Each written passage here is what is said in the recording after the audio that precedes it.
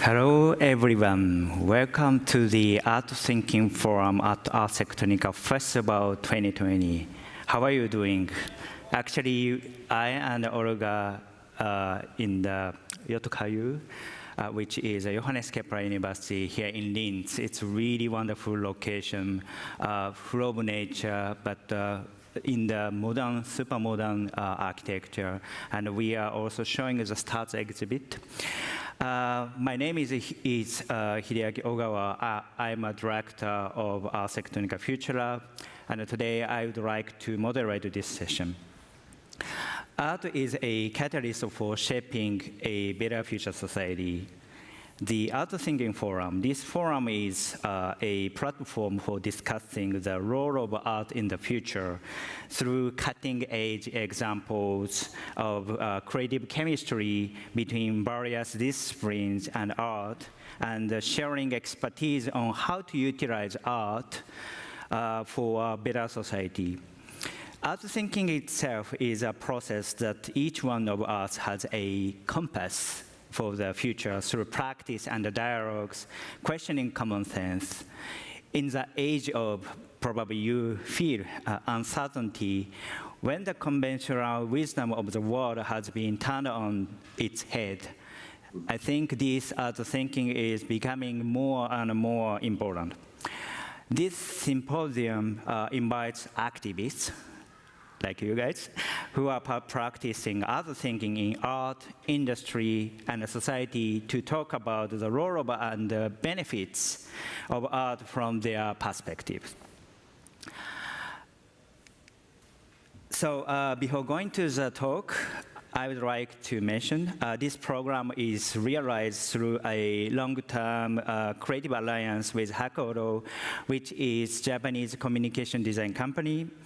And I would like to thank Hakuhodo for co-creating this wonderful opportunity together.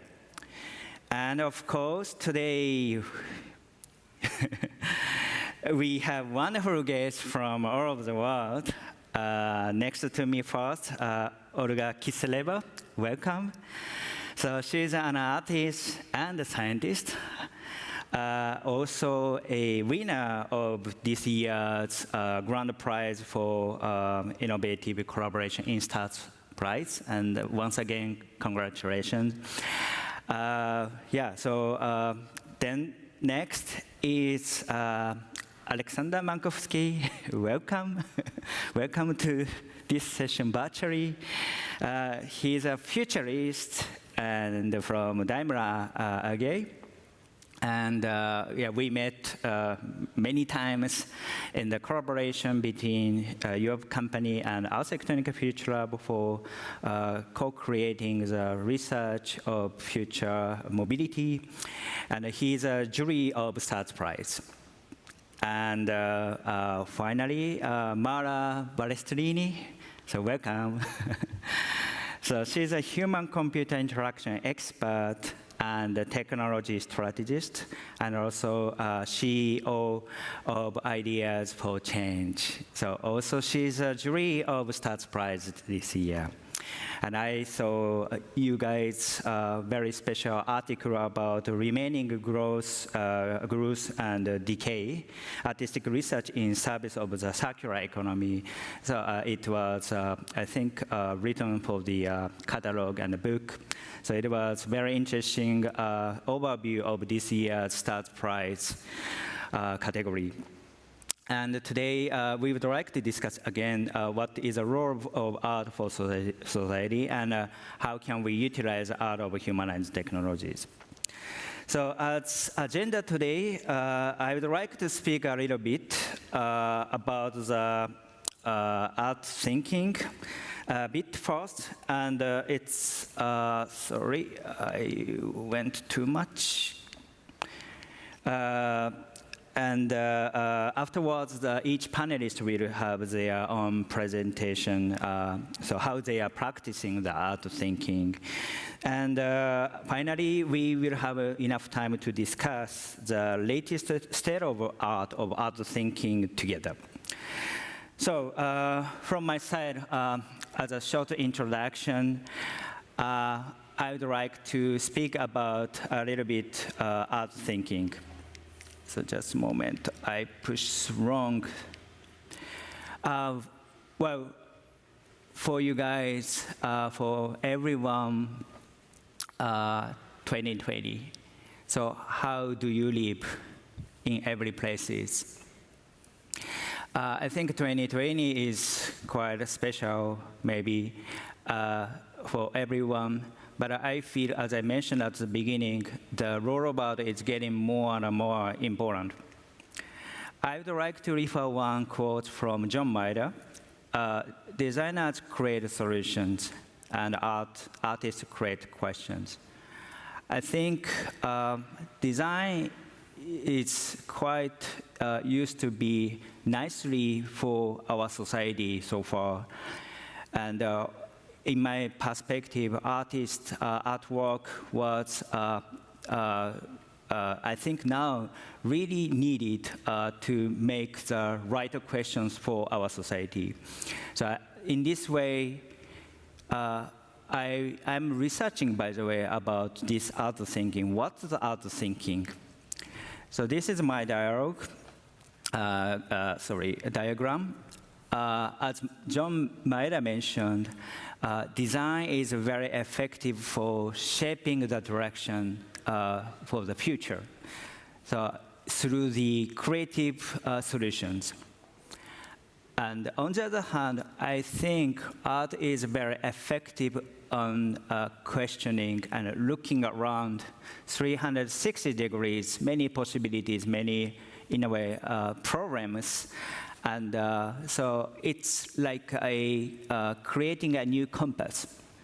Considering 2020, as I mentioned, I think it's pretty important to reset and update and stop to think where to go, because our future is quite up to us, and we needed to have enough time to think. But I believe that art is quite effective on doing so. Connecting to design, I think the point is, I don't mean art versus design, but the collaboration, continuous collaboration, and art and the designs are really important. But in conventional ways, I think the theme and the subjects were defined by someone, authorities or someone, and then quite often the issue and the agendas are wrong. But to avoid it, I think art thinking is effective to coin and to point out the right questions to be solved by really smart design solutions. I believe the combination between art and design as one creative thinking, doing, is an important thing. Actually, as a director from Ars Electronica Future Lab, we have quite many practices of art thinking and art doing as a laboratory and atelier for future systems.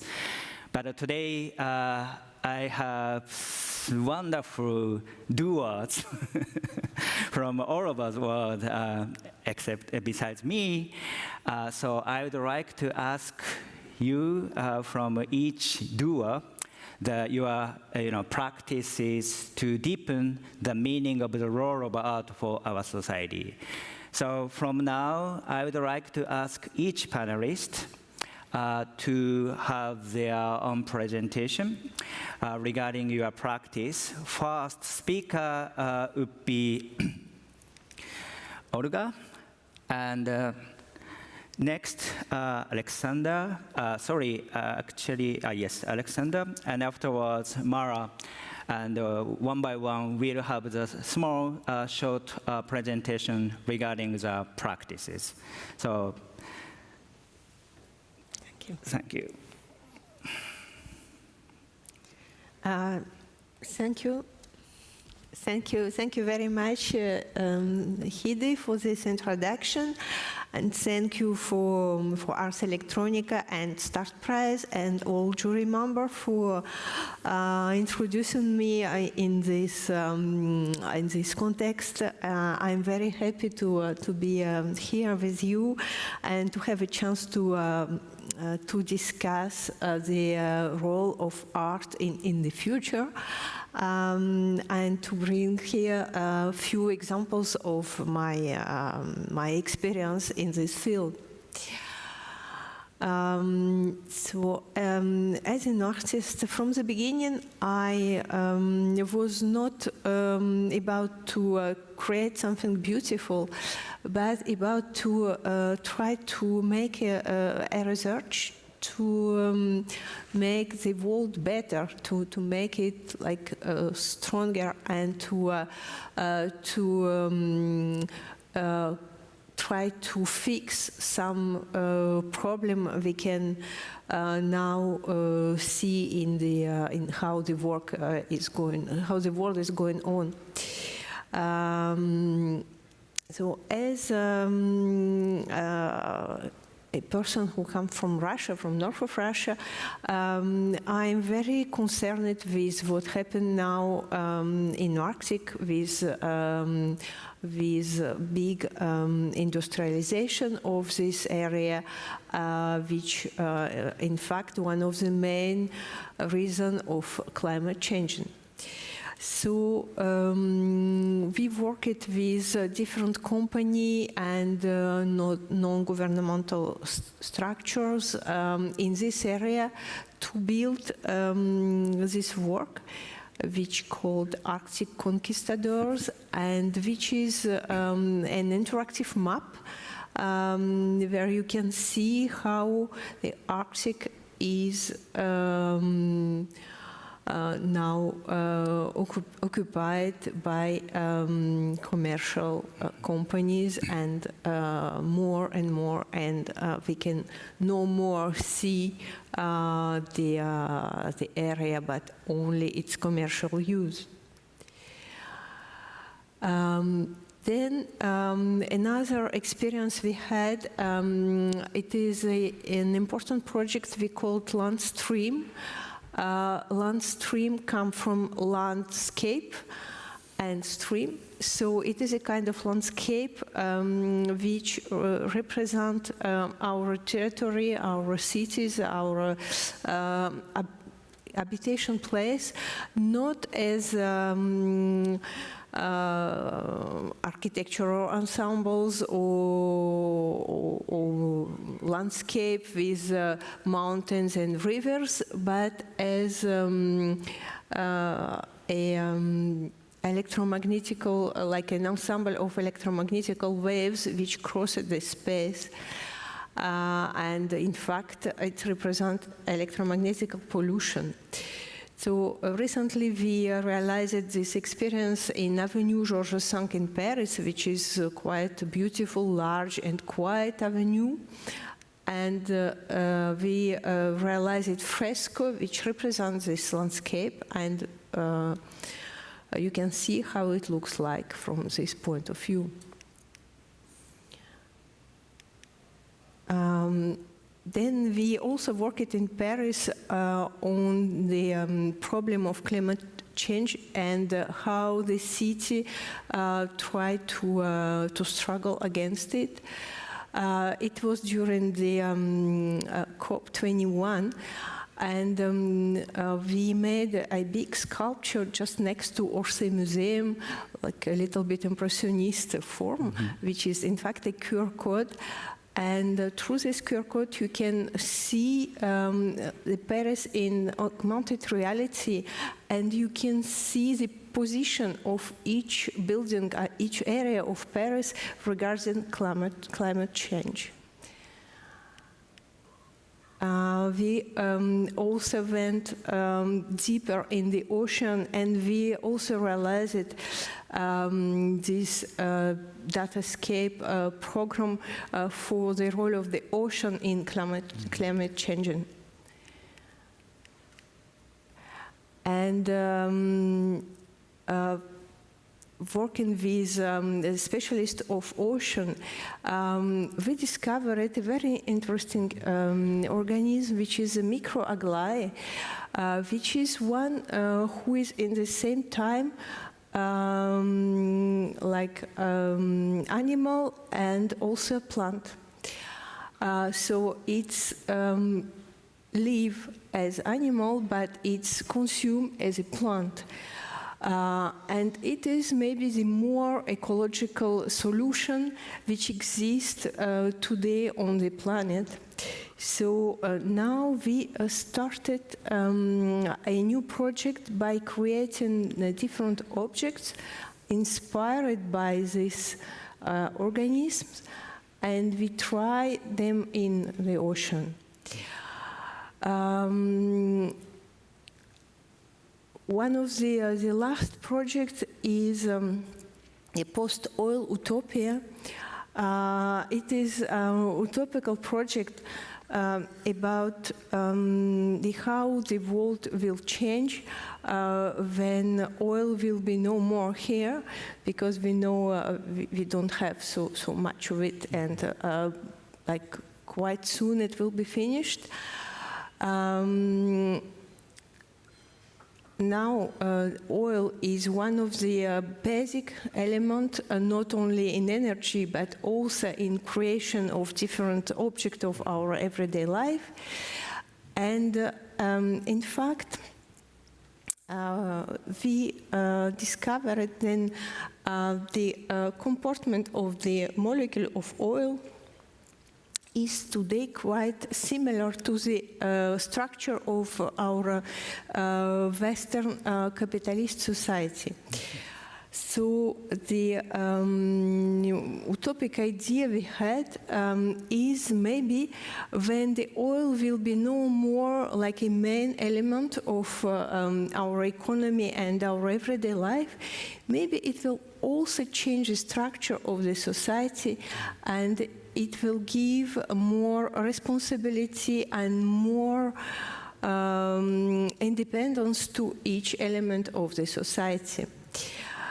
So we started to develop this idea with philosophers and dancers to try to use their body, our body, to make a modelization of this society.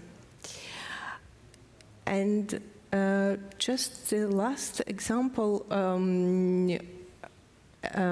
of a very known work we realized it. It is biopresence. The work, it was a commission to make a monument for a very old and very known tree which was dead in the small city Biscarrosse in south of France. And we was expected to create like a sculpture in bronze or maybe in gold to commemorate this tree. And I felt it was so pity to go this way and to replace an alive organism by an artwork, but which is like not something alive and coming from the nature. So instead of doing this, we worked on the recreation of a kind of tree which could replace this one, respecting this biological property. And maybe thanks to this artwork, we will be able to save this species, because this tree is a part of the elm, and elm are all contaminated by elm disease in Europe. So the new elm we created for this project, maybe we hope and we work on now can still stay alive in European forests. So, thank you, Olga. Thank you. Great. I feel really artist is creating new dialogues through artistic expressions, and in your case, artistic explorations by combining artistic thinking, but also you have very strong science background, right? I studied as a scientist, yes. and this is why I started to be not only an artist, but artist and researcher. And also this is why I have a possibility, like facility to collaborate with scientists, because we can speak the same language. Same language, yeah. When did you, in a way, change your, how to say, thinking from scientist thinking to also artistic thinking in the career? Oh, it was very very early, because I studied as a scientist in Soviet Union, and when I realized that as a scientist I will have to work for creation of weapons, I decided to stop it and to go another way. But when I came in art school, I was more interested by mathematics and biology than by drawing. Interesting. So I was like one of the first science artists, I think. But I think in this way, as you realize this kind of hybrid language, you know, so because quite many artists or scientists are educated basically in their own disciplines, and pretty hard to have the hybrid language. But I would say you was really one of the pioneer and also doers to combine this hybrid thinking. And also applying this, you have many projects to collaborate with not just the academic or research, but even industries together. I think this, I would say, language based on the hybrid thinking is quite interesting to me. But let's talk about this a little bit later. And thank you very much. And then let's move to the talk by Alexander. Would you start? Yes, sure. I just made a, well, very short one about the, can you see it, food for thought? Hopefully, no, you can't, but no, immediately you can. I hope so. Yeah, I can see it. Art thinking about food for thought, yeah. It's a very simple one. In the end, I thought about what I'm doing in the industry. Yeah, what's my job there? What can I do? Because there are so many people, they have so many different perspectives, actors are there on their, they have agency and so on, everybody has. So you can't give, you have to kind of give them impulses and take impulses back. Yeah, so it's a kind of a translation role, yeah. I have to have, and one thing about the thinking, you can see the thinking, yeah. I guess thinking is in the best way to see it in a personal way, but also in an organizational way as a kind of a maintaining and caring about the garden. Yeah, you don't have true control about the plants and the animals in this garden. Yeah, they do. They are acting on their own. Yeah, they have their own agenda. Everything. Some are very slow, some are fast. So thinking like what Olga said about compare oil molecular structure with society, yeah, that's a thought, huh? And this thought is able to grow like a seed, yeah. And you have to seed the fitting thoughts inside this garden, inside your garden in your head, and inside the garden of thinking inside the company, yeah, so that the people can grow on your own, because there are many thoughts, which is a pity, which are way maybe uglifying the garden, yeah. So we have to beautify it and make it more productive and make it more meaningful, give it purpose. So it's thinking. You can't control your thinking, yeah. Try to sense when you are thinking. It's impossible, yeah. Try to stop it. Well, maybe 5 minutes it will work, yeah. Try to. So it's the garden metaphor, I like it. So what's about the art then? In this case, I introduced then in this garden the performance of Miwa Matrajek, Infinitely Yours. Yeah, it was a very strong performance about civilization without words. You don't need words for that, but it was emotionally strong.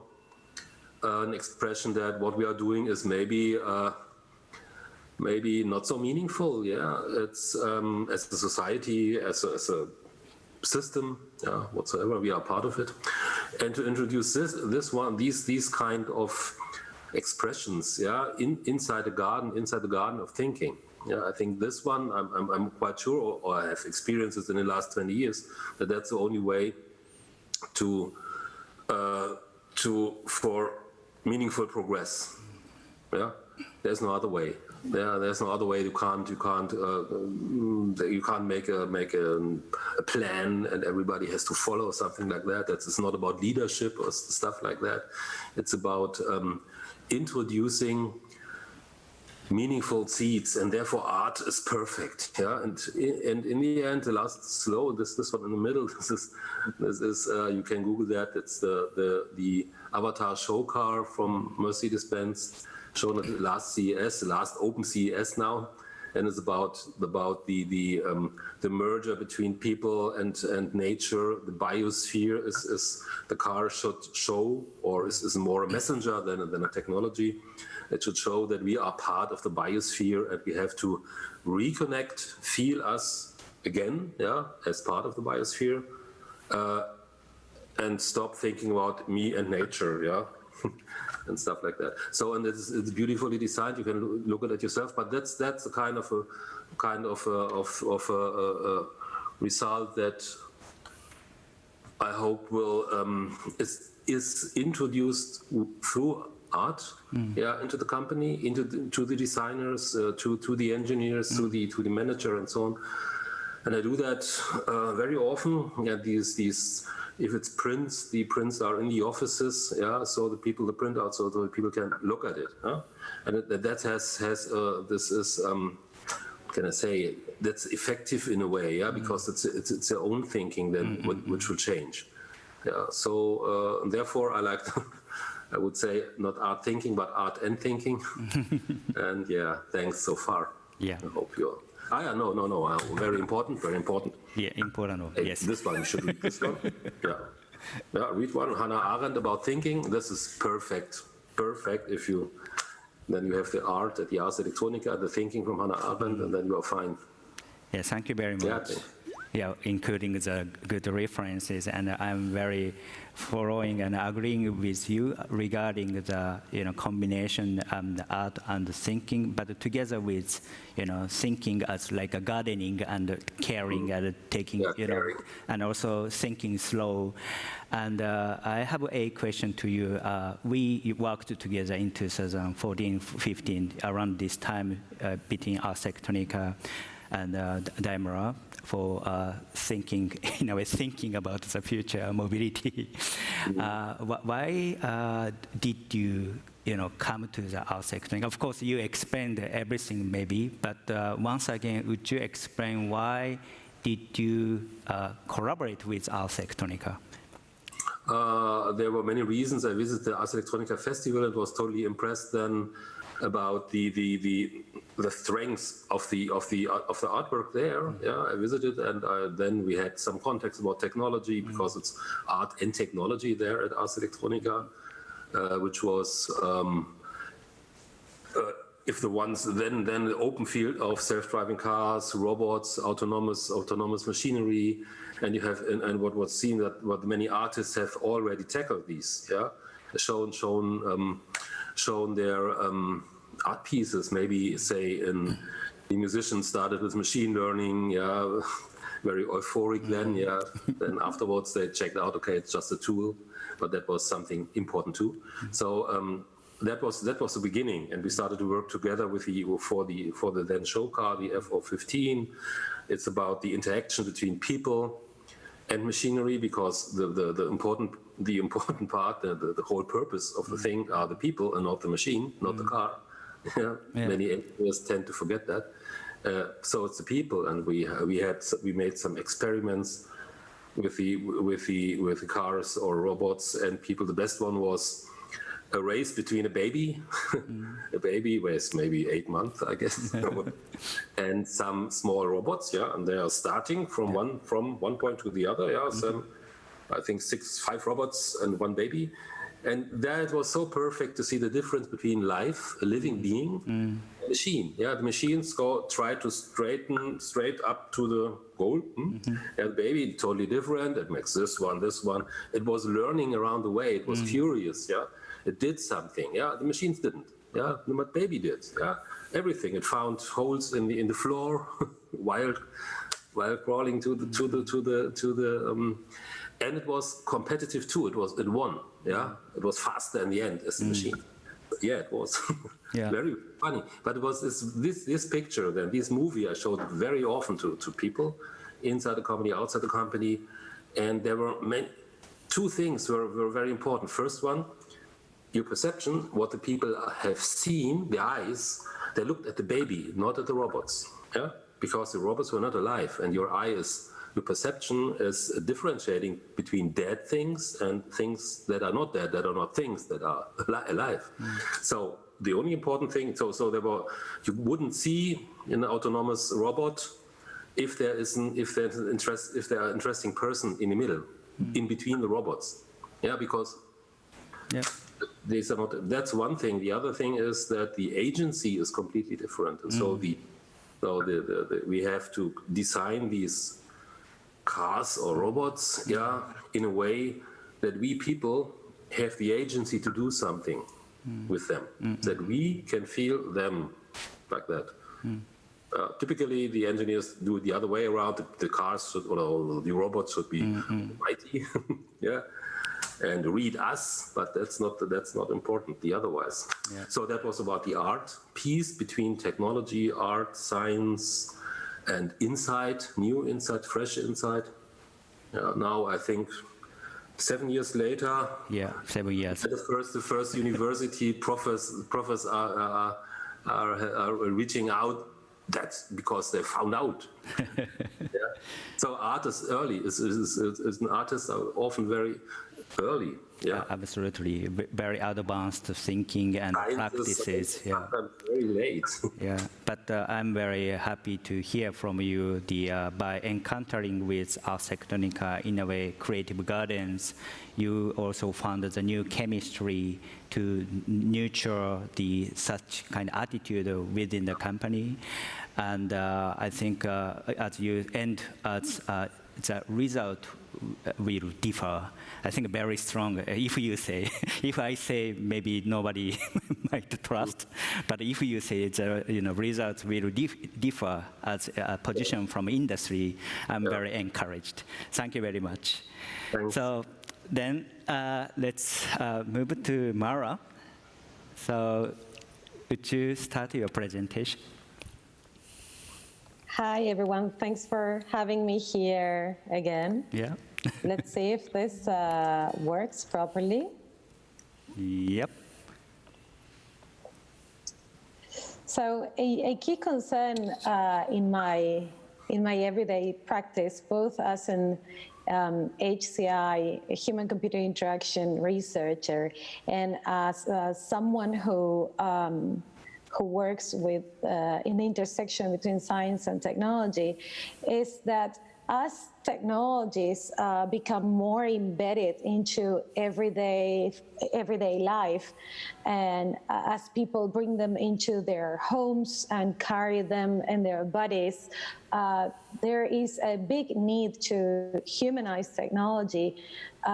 Rather than turn people into machines, we need to understand how we may design systems in a way that they gain more acceptance and they reflect the values that us as societies have.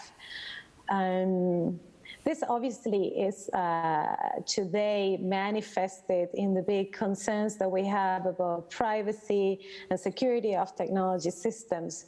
How can we ensure that we humanize technologies and that these technologies are something that augments human beings and people rather than undermine and create conflict, societal conflict? So this is one key concern that drives my practice. And at the same time, a second big concern is how we may democratize science and scientific thinking. I truly believe that as society becomes more complex and we face complex issues, we need to be able to ask new questions, new scientific and research questions to push the boundaries of scientific breakthrough. So in the middle of these two questions, creativity and artistic practice steps up as a real opportunity to both incentivize new thinking around technology design, but also around scientific discovery. It is clear that bringing the creative perspective and artists on board in technology design and scientific practice can trigger new research questions. So there are, to me, these three big contributions that creative thinking and artistic and participatory artistic practices can contribute in science. One is new questions. The second one is the creation of new methods and investigation in new methods and tools. And the third one is interdisciplinarity. And this is how I frame my contribution today. So I want to give you examples of how this can be done, or at least how we try to do it in a number of different projects. The first one, when it comes to new questions, we've been working for a number of years with trying to open up citizen science as a means, or to open science through citizen science as a means to involve people in the co-creation of scientific studies and also the design of new technologies. In the context of the project that we run in Bristol, the BRISTOL approach in 2015, 2016, one of the things that we did was involve artists who would conduct different ethnographic and participatory methods to talk to people and to find out which were citizens' concerns in the interest that could be tackled with data technologies. It turned out that this method was useful to evidence three concerns that people had and that were not currently being addressed by the city council or by technologists or scientists. One was the biodiversity in the parks of Bristol and how pollution was affecting this biodiversity. The third one was why shops were disappearing, local shops, as footfall was falling in the streets of the town. And the third one was humidity and damp within houses. The community of participants decided to focus on the third one because this was a problem that was affecting people who are renting homes. The prices of homes are going up, and there's not much incentive for landlords to take care of damp and humidity in the house. And it turns out that damp is correlated to health impacts.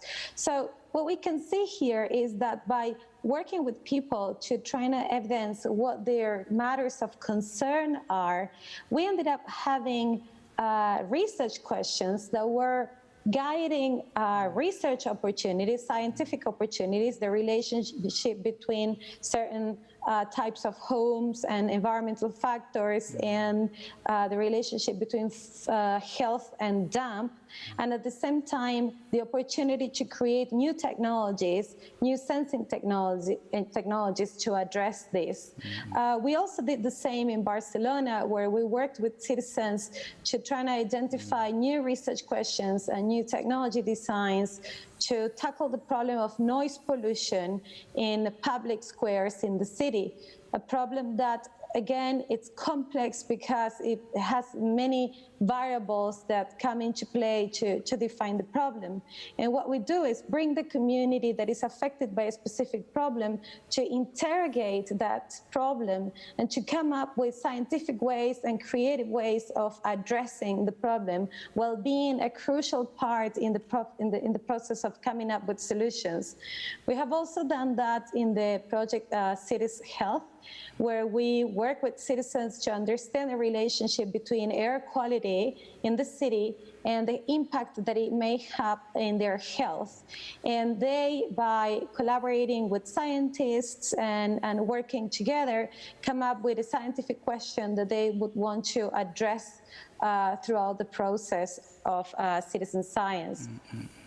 I said that the second contribution, the creativity can bring into, and participation can bring into scientific and technological breakthroughs, is the creation of new methods. As we know, the artistic practice has always been associated to the discovery of new tools and new methods, and this has been crucial to both create new forms of creation, and at the same time to produce innovation and even bring in serendipity to processes and therefore come out with different outputs. In the processes of citizen science and technology design, we have also seen how working with participatory practices and creative thinking can lead to much more humane technologies that people feel ownership upon. Mm-hmm. In the case of the DAMP project that I recently explained in Bristol, citizens came up with the sensing technology that is this frog that you can see here, that was co-created by the affected community, but also was bringing in a big team that included artists, technologists, experts in sciences and mathematics, and so on. This frog sensor can sense the difference, can sense temperature and humidity, and was used in the houses of the participants to better understand the problem of damp. The fact that it was co-created by the citizens themselves meant that, and using open source technologies, meant that they could put forward a toolkit and empower others to build the tool themselves, but also it created a much more effective relationship and acceptance of the pet, of the frog pet at home.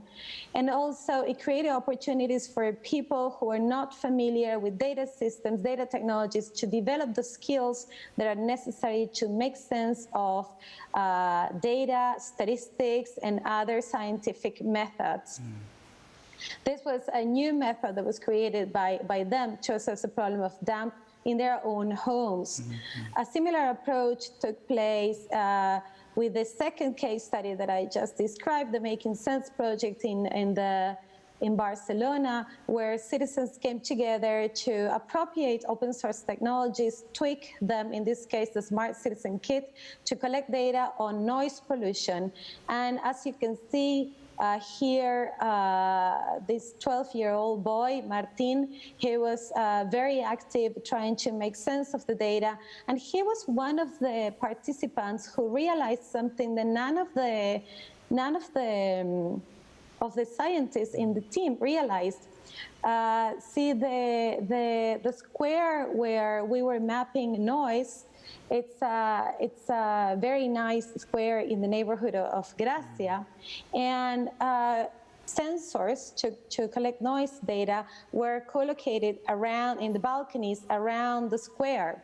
And we could see, when analyzing the data, a very strange pattern where noise began on one side of the square, but then with time it moved around the square. Martin, this kid here, he lives in front of the square and he looks at the square every day. And he was the one to realize that there was a correlation between the movement of the sun and the movement of people in the square. And obviously this explained why at certain times there was this pattern, because people were moving, chasing the shade in the square. And therefore, as they got closer to some sensors in an area, they created more noise.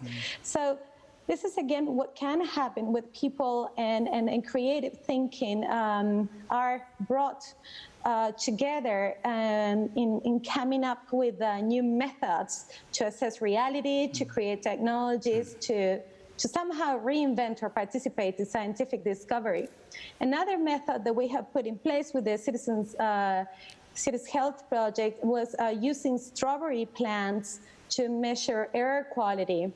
This meant deploying 1,000 strawberry plants in the balconies of citizens in Barcelona. The plants were to be kept in the same place and geolocated. And after 3 months, particles in the air sit down in the leaves of the strawberries. And then after 3 months, the leaves were cut, only a few of them, and sent to researchers who, using a magnetic system, analyzed the amount of metal content that had landed in the leaves. And this allowed us to create a map of pollution in Barcelona, piggybacking on the participation of citizens who used plants, strawberry plants, as a sensing device. And again, this pushes new thinking about how we may integrate civic engagement, participation, and biosensors to address pressing issues such as pollution in urban settings, and how we may be able to bring people together using new materials and new methods to inquire and create new thinking around these issues. As you can see here, where the strawberries were located, we were able to create a map that clearly shows how pollution behaves in the city and how it concentrates in different hotspots, allowing citizens also the opportunity to visualize the type of pollution that they might be exposed to without using any technologies, really, rather than the strawberry plants and the method to analyze them. The third huge contribution of creativity and participation into scientific discovery and technology design, in my view, is interdisciplinarity. I think that Olga's work and the work of Andrea Ling, also the 2 winners of the STARS Prize this year, clearly demonstrate how much humanity, science and technology can contribute through interdisciplinarity. When I think of the type of questions that we are faced with nowadays, they're so complex. I don't see any other way of coming up with potential solutions without interdisciplinarity. We also try to seek this in all the projects that we have. We try to see how people manifest, different peoples with different levels of ability and expertise and backgrounds can come together as a collective and put their creativity and thinking to explore new ways of doing things. This, what you can see here is the noise box in the square in Barcelona.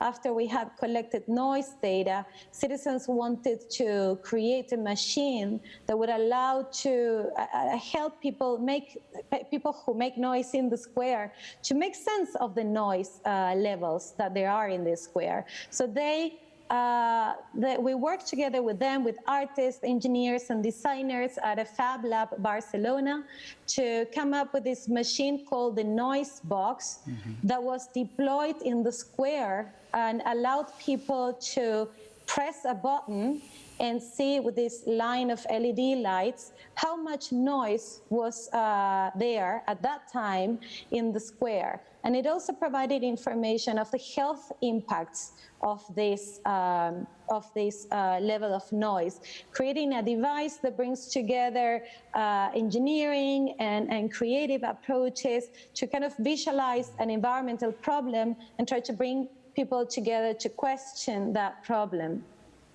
They also decided to take the square with images of themselves to reclaim public space again using their creativity and the machines available in maker spaces to make a statement on a social and environmental problem.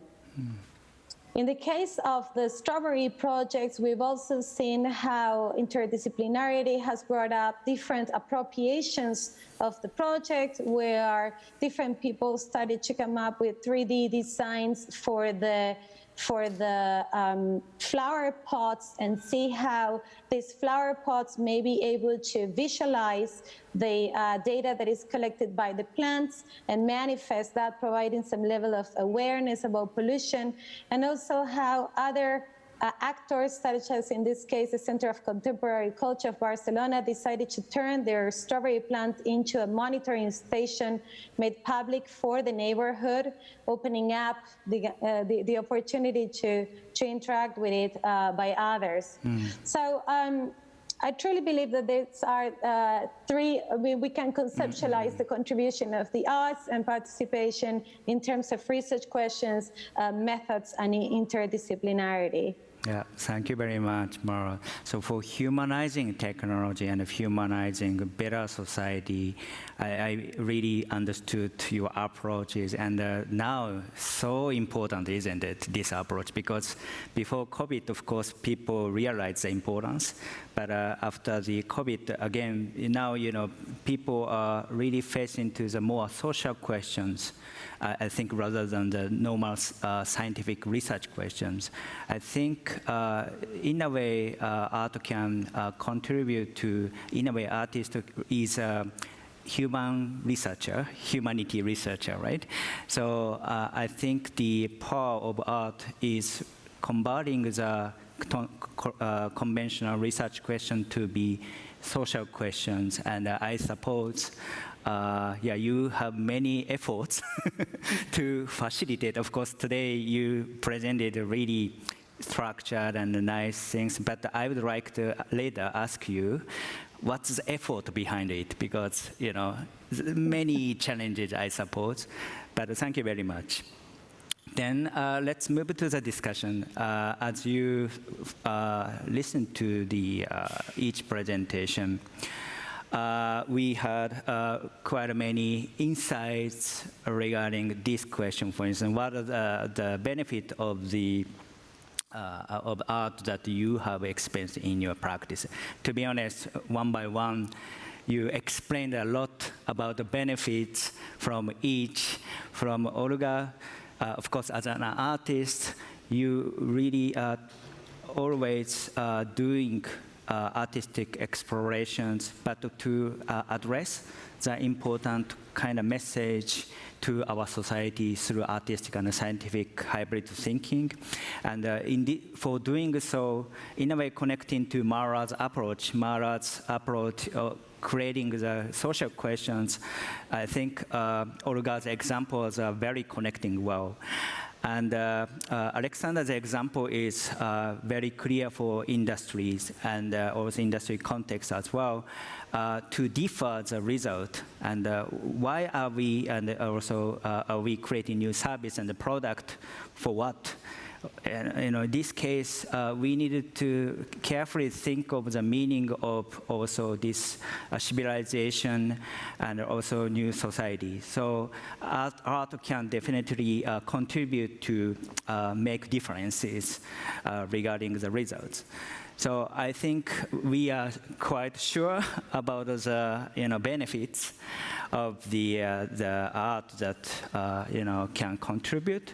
But my next question might be quite tricky, I think. Well, not tricky, but I would like to really ask you for the real voices, because I suppose, of course, today, in this presentation, we are showing and telling also good stories, of course. But we can also address missing elements or some challenges that we are still facing.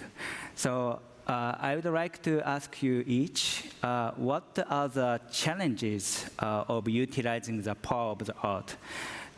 You explained the benefits and also approaches to apply the art.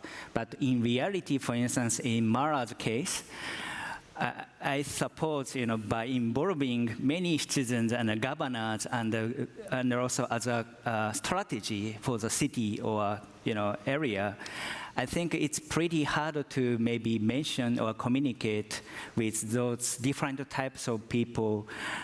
Maybe from Mara, would you tell us your kind of episode when you are utilizing the power of art in your context? I think that, well, there are many challenges associated to doing the type of work that we've been doing, because first of all, it takes time and in involving people in a horizontal way. That means that scientists are not telling people what to do, but rather creating a horizontal collaboration and governance of the project that is shared across actors that act in full capacity and with full agency is not easy, because we're used to having experts tell us what to do.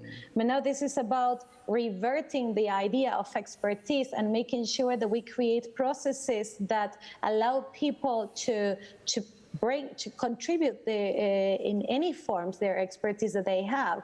So a key crucial problem that emerges in these kind of projects is that scientists are used to doing things in a given way. There is an established method that is accepted by a community in a given time.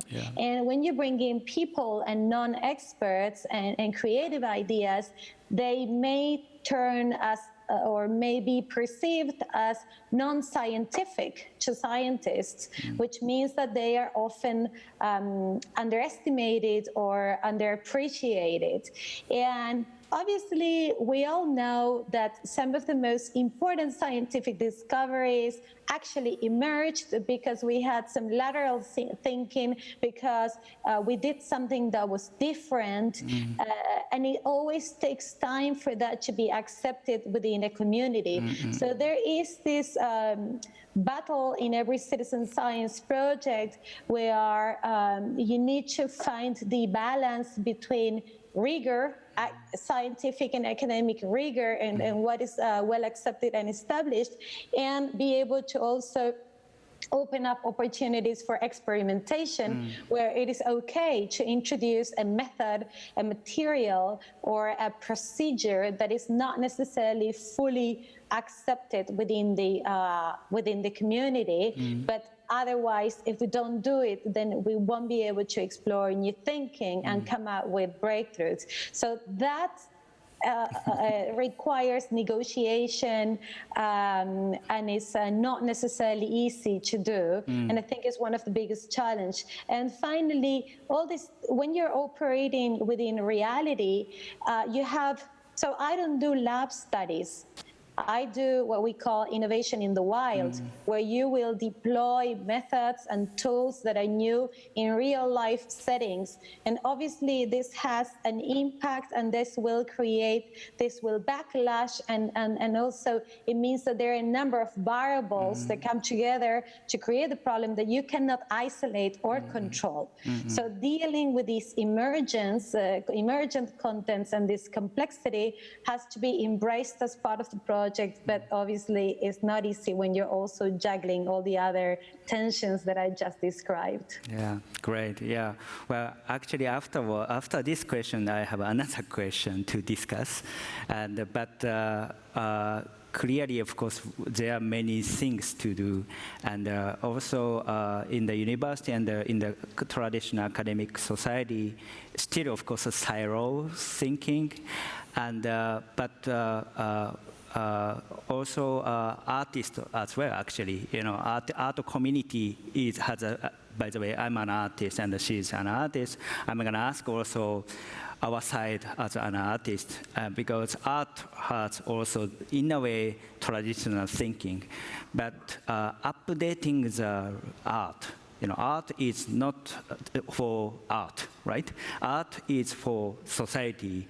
This case, I think also science and research for society. This kind of level of understanding and forming a new language and to collaborate, I think those are definitely needed.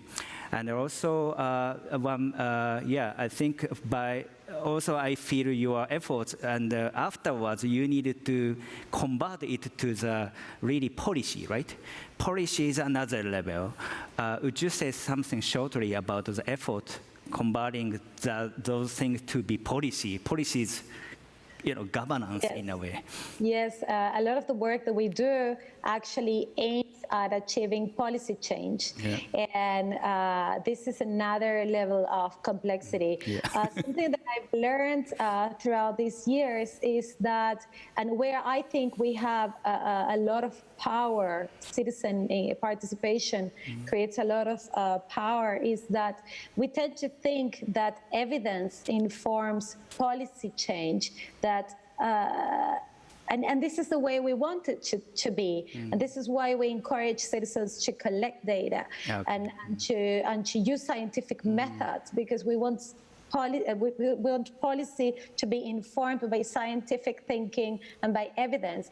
But then the truth is that if you look at the societies that we have and the policies that we have, we'll see that a lot of times we have the evidence, but yet the policy is not reflecting that. Say the case of sugar, we know sugar is really bad for you. I mean, eating a lot of industrialized foods with a high content of sugar is very bad for you, and yet we don't have strict policies to address the negative health effects. But what we've discovered is that when evidence is coupled with collective demand, with the mobilization of citizens, then it is much more stronger at achieving policy change. And this can be done when you facilitate, when you mobilize people around a shared matter of concern, a problem that they care about, that they want to see change about this, and you work with these people using a reliable method to collect data, evidence, and make sense of it. And these two things together, civic engagement, mobilization, and data, are a very powerful combination when it comes to achieving policy change. In the case of the Plaza del Sol, the square, the noisy square in Barcelona, the citizens were able to, after years of collective demand, to have the square changed and new policies implemented to alleviate the problem of noise pollution. And this is an example of a collective award and achievement that should be celebrated, because it brings in participation, scientific thinking, and creativity. Yeah, super. I think social questioning and social experimenting can argue the governors or country or whatsoever to make the new policy, and art can be a catalyst for creating the new dialogue for that. Thank you very much. Really great. Then next, Alexander, I'm very interested in your efforts. Of course, since 7 years, you are quite famous now, like as futurists, and many try and errors, I think, in the company. I think many people are interested in your, in a way, job position and kind of position in the industries, because as far as I met many business people, they are looking for the new kind of system or a new role in the company to be a catalyst.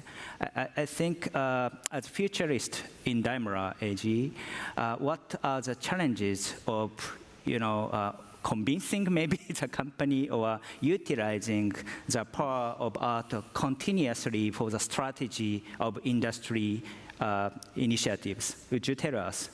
Yeah. Some Mara has mentioned a few, like time, latency, inertia. Yeah, things are slow. Yeah, it's slow from an individual perspective, from an individual feeling of time, sense of time. Yes, it's many things are slow. But the challenges you mentioned is, or tasks, more tasks than a challenge. So one thing is to bring good questions or a good framework to the artists, Yeah, wood framework is something that will have some purpose, that will have meaningful impact. For example, we are doing now the second time challenges with design artists for THU, yeah? And we give them short questions, yeah, and then they can make up what they want. But these questions that what we are asking, or this framework, then it's for us simpler to bring it back. It's a translation process, so to say. And that's one thing, one way, yeah. Reach out, give them insight. Yeah, what is industry doing? Yeah, what are the what is it? What is it about? That's one thing, and the other thing is then bring it back like the gardening example, yeah, put it on the right places, yeah, find the right situations and be. What can I say? You have to find the windows of opportunity to show it. We had, for example, this then our now Markus Schäfer, our the highest level in research and development, and then he had in the ES, he had in his presentation he had pictures, so artwork behind him. Yeah, and he explained the company's strategy, and the product, the show car, these about biology and human and nature merger, and something was in front of him. So that's perfect, yeah, because then you have the message, you have the what can I say, the spirit, this change in the mindset has. You have the influence of the mindset has changed a bit, yeah, like that. So it doesn't mean that it's so that it's immediately implemented, yeah. As Mara said, 7 years. So what you have said, yeah, it's not immediately implemented, but it's langsam. It's like growing, like this garden model, yeah. It takes roots, and then you find different people in different departments, and they call me from sales departments, whatsoever. What they can do and what their thinking is about, for example, about the switch to more natural production, to more to sustainable production, and they have ideas on their own like that. Yeah, it's like a network, growing network, and these. But you have to first don't forget, you have to give the framework, the right questions to the artists. Otherwise, they will do their stuff. Yeah. But maybe you can't connect it back. Understand? They can do their own. That's totally true. But you have to give some frame. Yeah. So that's simpler. Yeah. Or give them for example for the F-15 for the research car, we invited people drive these cars and look at what these AI systems are sensing around them. Yeah. It was a fascinating experience. We were totally open. Yeah. The engineers were there to ask to answer questions, and stuff like that is important too. Yeah. By the way, may I ask a very fundamental question? How many futurists do you have in your company? Or what's your kind of belonging? Do you have any special department? We had some foresight department, but foresight departments. I see. Are, in my opinion, not a good idea, because then you have a small group of people, yeah, reading stuff all the time and producing papers, and they are then in a way, on their own moon, yeah, after a while, and that's not a good idea. I would say futurist is not a term which is not a label which is everybody can. We have a network of people thinking like that. Yeah. Well, yeah, it's a network. Yeah. I would say, in my personal network, I would say 20 to 30 people are immediately there. Yeah. Yeah. It's not a way of thinking. Yeah. But this might be one challenge, maybe, because in the company, still it's not so, how to say, being established yet about the kind of catalyzing, horizontal, interdisciplinary, social, questioning team or something like this, right? But it's more you can't. I wouldn't think that it's possible to establish this as a department or a function. Yeah. I don't think so. You can, but it is establishing in in the way of doing it. Yeah, people get used to it. Yeah. You get used to be confronted with artwork and then talking about the issues and challenges and whatsoever what they are doing about, like that. Yeah. So I wouldn't in my case I wouldn't integrate the artists themselves. Yeah. Say for a year. Yeah. I think this is I don't believe in that, because then you have, in a large organization like Daimler is, you have them on one point, but then they are lost in a way in this. But in the future might be changing, because you are creating nice examples, and I think some interesting industries or even city, they might be applying such kind of role within the organization to make an impact. But I think. Look at it the other way around. Yeah, so we have them in the design department now. We have a designer. He made his own events. Yeah, with artwork, was much better than what he was doing in the company. And then I took him and I say, hey, show that to the people around. That's much better than much more what you're doing. And then he showed it. So often it is a way of curating. Yeah, I see. Yeah. Yeah, people do so much stuff on their own. You don't believe that. Okay. But they won't show. Yeah. And everybody is famous like Olga. Olga, so I want to ask the same question, but I and you, we are from art background.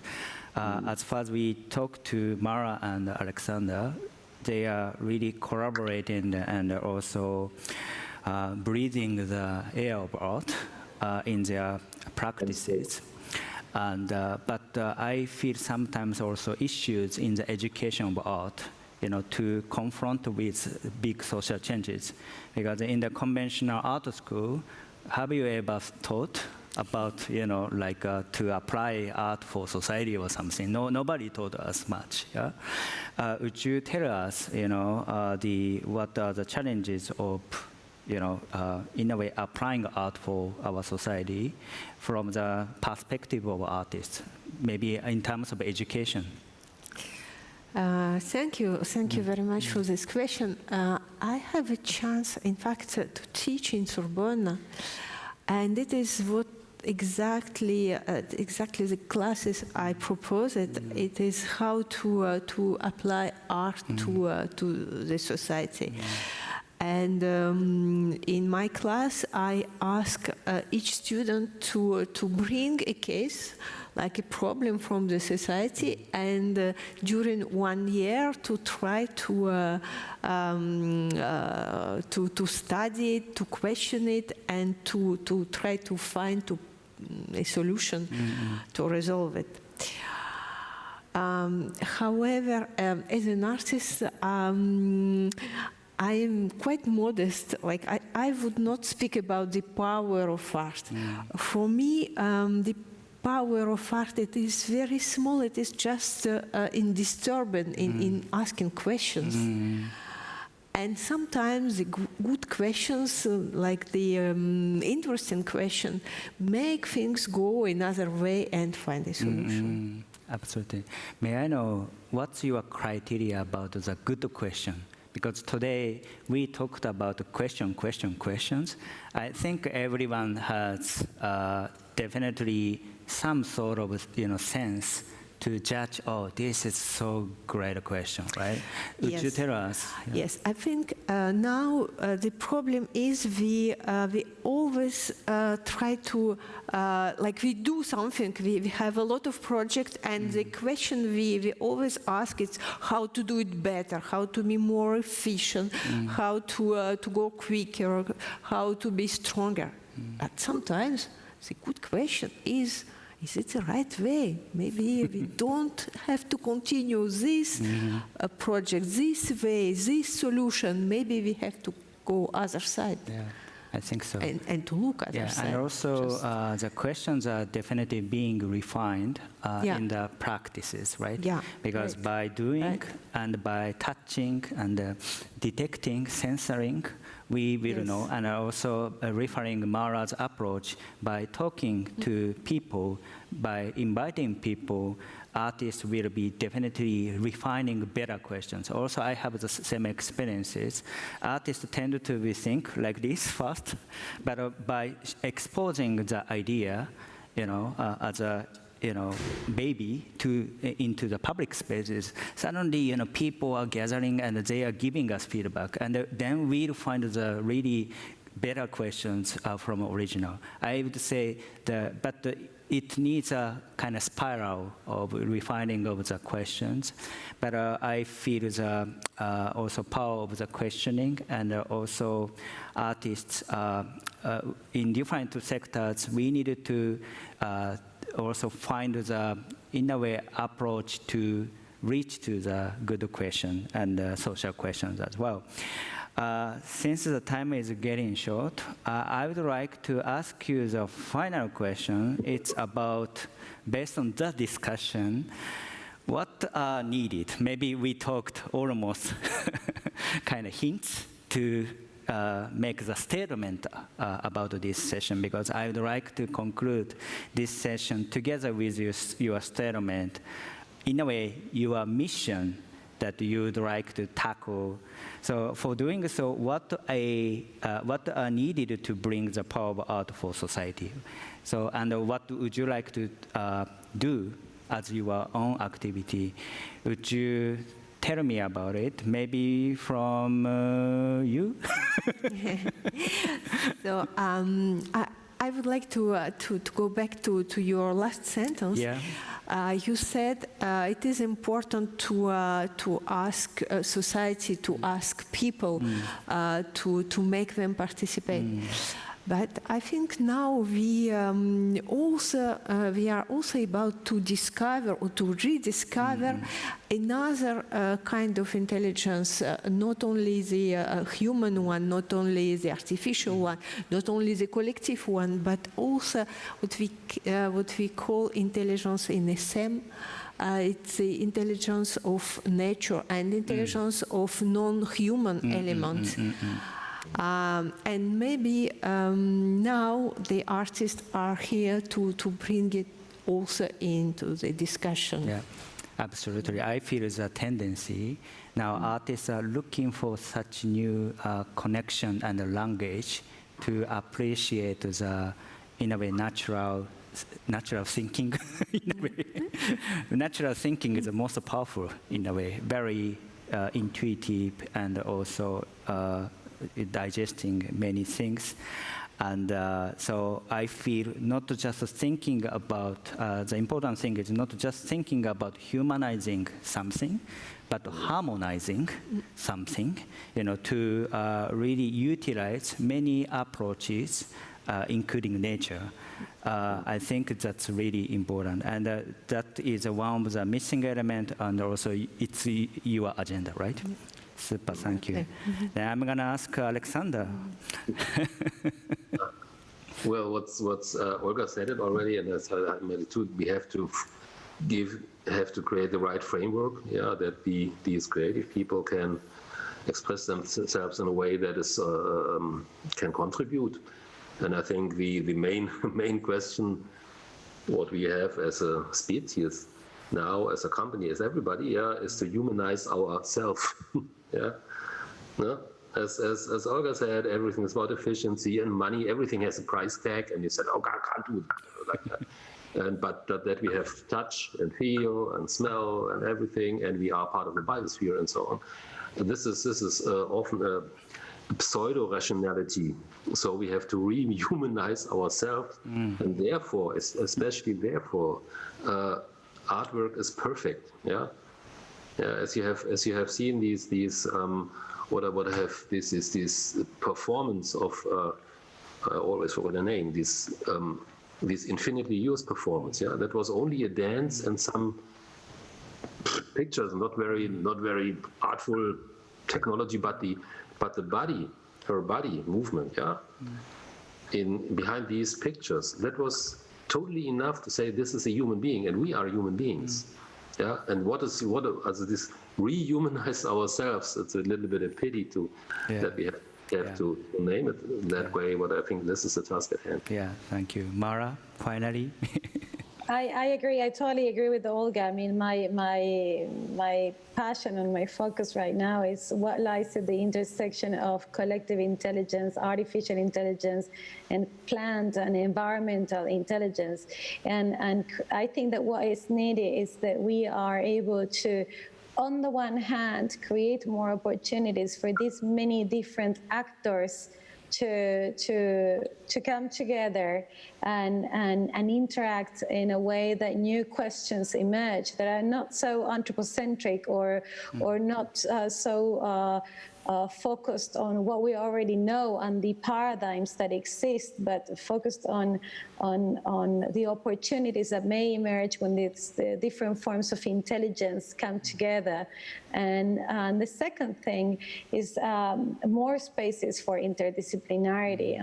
On the other hand, for this to happen, we need to really be able to foster places for experimentation and interdisciplinarity to genuinely occur. And this means, I mean, we can be very poetic and wishful, but this requires a real investment. This requires funds. This requires venues like Ars Electronica, and this requires spaces where this can be fostered and that where this is legitimized as important and relevant to society, so that it can be continued over time, that it is real and sustainable.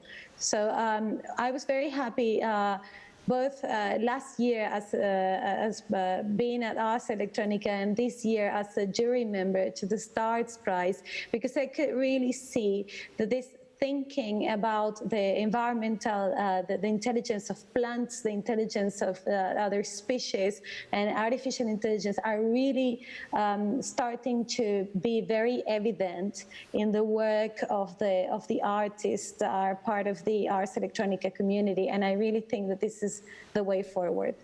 Thank you very much. Wonderful. Yeah, I think it's time to end this. As we've discussed today, to be honest, to me, I'm extremely happy today because I couldn't have enough time to discuss with really different types of people so far in a couple of months. But to me, I think also for viewers to watch at this session, this could be a nice, in a way, hope and a torch to encourage everyone's initiatives working for interdisciplinary activities, and also not just thinking, but for doers of art, and also for innovation and for society.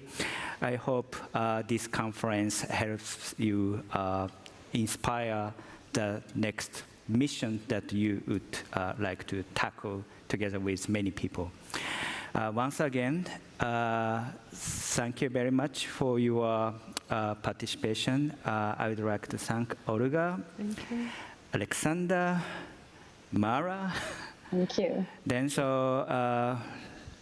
yeah, well, apparently, still I have time, but it's gonna be ending. So see you next time.